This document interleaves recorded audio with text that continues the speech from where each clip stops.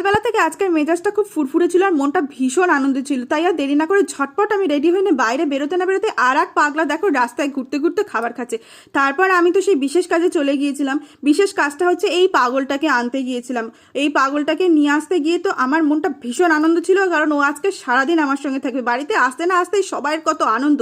তারপর ওকে খাওয়ানো, ওকে ঘুম পাড়ানো, ওর সঙ্গে খেলা করা, কিভাবে যে সকালটা থেকে দুপুর থেকে সন্ধে হয়ে গেল বুঝতেই পারলাম না আমরা কেউ। আসলে বাড়িতে এরকম একটা পুচকু থাকলে সময় কোথা দিয়ে চলে যায় আমরা কেউই বুঝতে পারি না।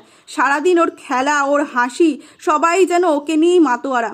সন্ধেবেলা বাবু পড়ার থেকে বাড়ি এসে ও দাদাভাইকে দেখে ও কী কাণ্ড যে করছে, ওকে দেখেই আমরা তো সব নাওয়া খাওয়া সব ভুলে গিয়েছিলাম। আমার ভাইয়ের সঙ্গে গালে হাত দিয়ে খেলা, মায়ের সঙ্গে একবার করছে, কি যে করছে আর আমরাই যে কি করছি বুঝতে পারছি না। তারপর ওকে যে দিয়ে আসার মুহূর্তটা এসে গেল, মনটা সবার খারাপ হয়ে গিয়েছিল, কিন্তু ওকে তোর মার কাছে দিয়ে আসতে হবে। আর হ্যাঁ, ওকে কেমন লেগেছে তোমরা আমাকে কমেন্ট করে জানিও। আজকে ভিডিওটা এই পর্যন্ত, টাটা।